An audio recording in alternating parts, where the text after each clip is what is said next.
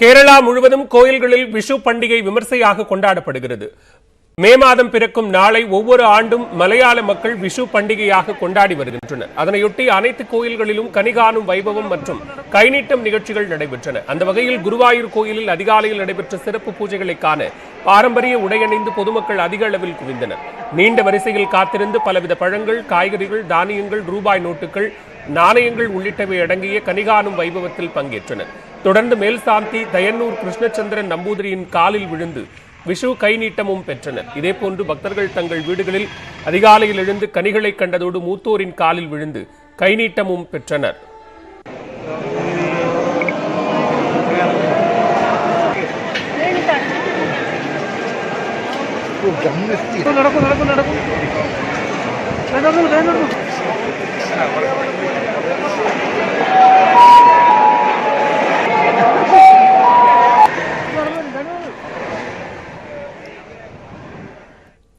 NEET விலக்கு மசோதாவை குடியரசுத் தலைவருக்கு விரைந்து அனுப்பி வைக்க வேண்டும் என்று ஆளுநருக்கு முதலமைச்சர் மு க ஸ்டாலின் கோரிக்கை விடுத்துள்ளார்.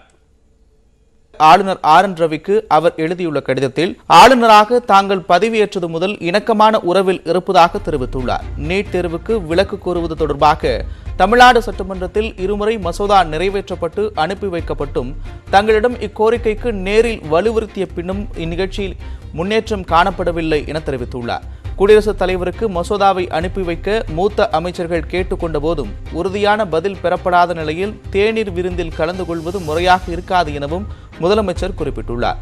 மாநில மக்களின் நலனை முன்னிறுத்தி அரசியல் அமைப்பு சட்டத்தின்படி இருவரும் கடமைகளை ஆற்றும் போது மக்களும் மாநிலமும் வளம் பெறும் என்றும் நீட் தேர்வு மசோதாவை குடியரசுத் தலைவருக்கு விரைந்து அனுப்பி வைக்க வேண்டும் எனவும் முதலமைச்சர் ஸ்டாலின் கேட்டுக்கொண்டுள்ளார். தமிழகத்தின் பல்வேறு மாவட்டங்களில் நேற்று கோடை மழை கொட்டி தீர்த்துள்ளது. இந்நிலையில் மேற்கு தொடர்ச்சி மலையை ஒட்டி இருக்கும் மாவட்டங்களில் 3 நாட்களுக்கு கனமழை நீடிக்கும் என்று வானிலை ஆய்வு மையம் தெரிவித்துள்ளது.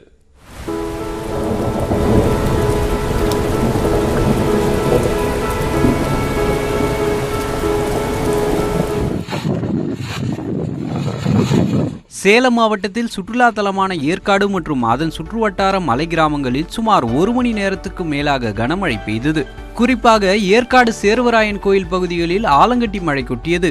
இதனால் ஏரி பூங்கா மற்றும் படகு இல்லம் பகுதிகளில் சாலைகளை மூழ்கடித்தவாறு வெள்ள நீர் பெருக்கெடுத்து ஓடியது. தொடர் விடுமுறை காரணமாக ஏற்காட்டில் குவிந்த சுற்றுலா பயணிகள் இதனால் அவதிக்கு உள்ளாகினர்.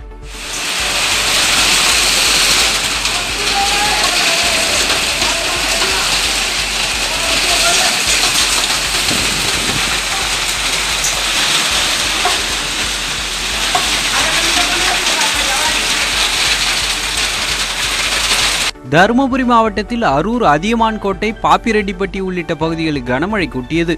இதில் அதிகபட்சமாக நல்லம்பள்ளியில் 1 மணி நேரத்துக்கு மேலாக கனமழை பெய்ததால் மழைநீர் ஆறு போல பெருக்கெடுத்து ஓடியது. இந்த பகுதிகளில் கழிவுநீர் கால்வாய்கள் முறையாக பராமரிக்கப்படாததால் மழைநீர் முழுவதும் அருகிலுள்ள வீடுகள் மற்றும் கடைகளுக்குள் புகுந்துள்ளதாக பொதுமக்கள் குற்றஞ்சாட்டினர்.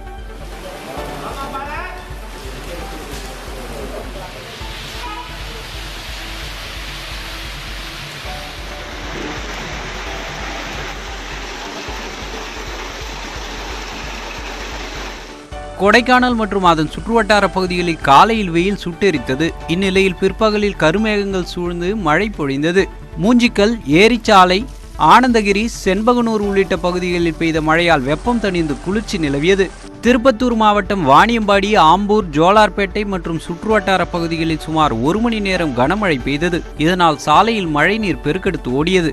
நாமக்கல் மாவட்டம் ராசிபுரம், நாமகிரிப்பேட்டை, சீராப்பள்ளி, வெண்ணந்தூர் உள்ளிட்ட பகுதிகளில் 1 மணி நேரத்திற்கு மேலாக இடியுடன் கூடிய கனமழை பெய்தது. கோடை வெயிலுக்கு இதமாக மழை பெய்ததால் மக்கள் மகிழ்ச்சி அடைந்துள்ளனர். இந்நிலையில் தமிழகம், புதுச்சேரி, காரைக்காலில் ஒரு சில இடங்களில் இன்று லேசானது முதல் மிதமான மழை பெய்யக்கூடும் என்று சென்னை வானிலை ஆய்வு மையம் தெரிவித்துள்ளது. மேற்கு தொடர்ச்சி மலையை ஒட்டியிருக்கும் மாவட்டங்களில் 3 நாட்களுக்கு கனமழை நீடிக்கும் என்று கூறப்பட்டுள்ளது. சிதம்பரம் அருகே சாலையில் வலம் வந்த முதலையை பிடித்த வனத்துறையினர் உள்ளிட்ட மேலும் பல்வேறு முக்கிய செய்திகளை விரைவு செய்திகளாக பார்க்கலாம். புதுச்சேரியில் சுற்றுலாவை மேம்படுத்தும் விதமாக நடைபெறும் கடற்கரை திருவிழாவை துணைநிலை ஆளுநர் தமிழிசை சவுந்தரராஜன் மற்றும் முதலமைச்சர் ரெங்கசாமி ஆகியோர் தொடங்கி வைத்தனர். 2 ஆண்டுகளாக கொரோனா தாக்கத்தால் வெளியில் வர முடியாமல் இருந்த மக்களை ஈர்க்கும் விதமாகவும் சுற்றுலாவை மேம்படுத்தும் விதமாகவும் புதுச்சேரி அரசு 4 நாட்கள் நடைபெறும் கடற்கரை திருவிழாவை நடத்துகிறது. இந்த விழாவை காண தமிழ்நாடு, கர்நாடகா, கேரளா, ஆந்திரா உள்ளிட்ட பல்வேறு மாநிலங்களிலிருந்தும் ஏராளமான சுற்றுலா பயணிகள் குவிந்துள்ளனர். விழாவின் ஒரு பகுதியாக ஆடை அலங்கார அணிவகுப்பு நிகழ்ச்சி நடைபெற்றது. இதில் புதுச்சேரி, தமிழ்நாடு, பெங்களூரு, கேரளா, ஆந்திரா, மகாராஷ்டிரா உள்ளிட்ட பல்வேறு மாநிலங்களைச் சேர்ந்த 100க்கும் மேற்பட்ட ஆண்கள், பெண்கள், ஆடை வடிவமைப்பாளர்கள் பங்கேற்றனர்.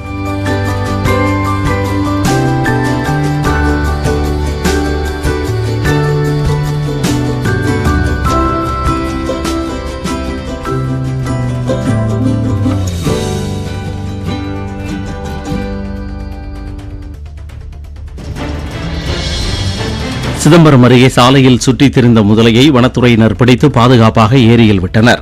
லால்பேட்டை கிராமத்தில் முதலை ஒன்று சாலையில் சுற்றித் திரிவதாக சிதம்பரம் வனச்சரக அலுவலகத்திற்கு அப்பகுதி மக்கள் தகவல் தெரிவித்தனர். இதனைத் தொடர்ந்து விரைந்து வந்த வனத்துறையினர் 6 அடி நீளம் மற்றும் 80 கிலோ எடை கொண்ட முதலையை பாதுகாப்பாக பிடித்தனர். இந்த முதலை அருகில் உள்ள வக்கிரமாரி ஏரியில் பாதுகாப்பாக விடப்பட்டது.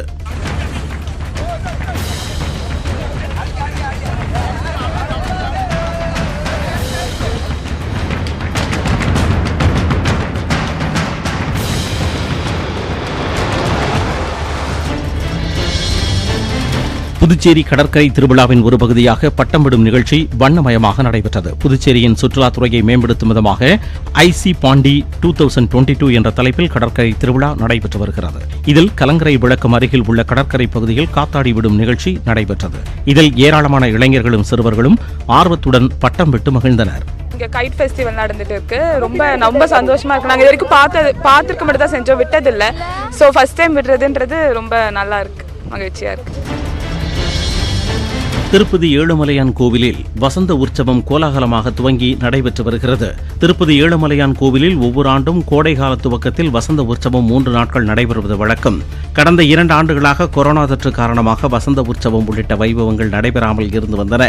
இந்த நிலையில் வசந்த உற்சவத்தின் முதல் நாளான நேற்று உற்சவர் மலையப்ப சுவாமியின் தர்பார் மற்றும் உற்சவ மூர்த்திகளுக்கு விசேஷ அபிஷேகம் நடைபெற்றது.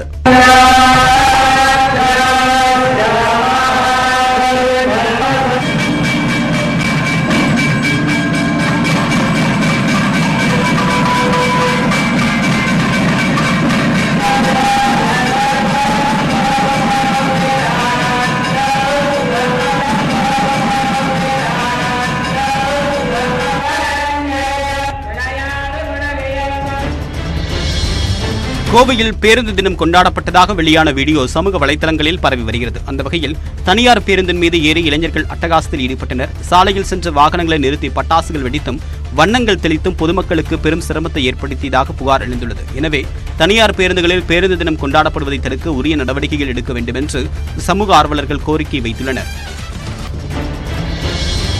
சென்னை கொட்டிவாக்கத்தில் கழிவுநீர் குழாயில் உடைப்பு ஏற்பட்டு குடியிருப்புகளுக்குள் குளம்போல் தேங்கியதால் பொதுமக்கள் கடும் இன்னல்களுக்கு ஆளாகியுள்ளனர். கிழக்கு கடற்கரை சாலையை ஒட்டிய இளங்கோ நகர் வழியாக ராட்சத கழிவுநீர் குழாய் செல்கிறது.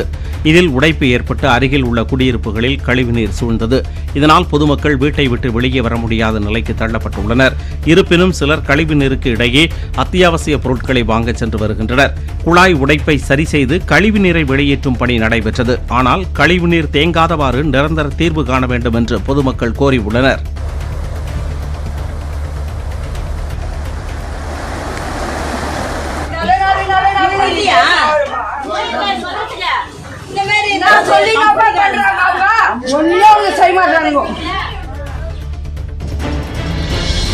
ட்விட்டர் நிறுவனத்தின் பங்குகளை மொத்தமாக வாங்க தயார் என டெஸ்லா நிறுவனத்தின் தலைவர் எலான் மஸ்க் மீண்டும் விருப்பம் தெரிவித்துள்ளார். சமீபத்தில் ட்விட்டர் நிறுவனத்தின் 9.2% பங்குகளை வாங்கிய எலான் மஸ்க் அதன் இயக்குநர் குழுவில் இடம்பெற மாட்டேன் என்று அறிவித்திருந்தார்.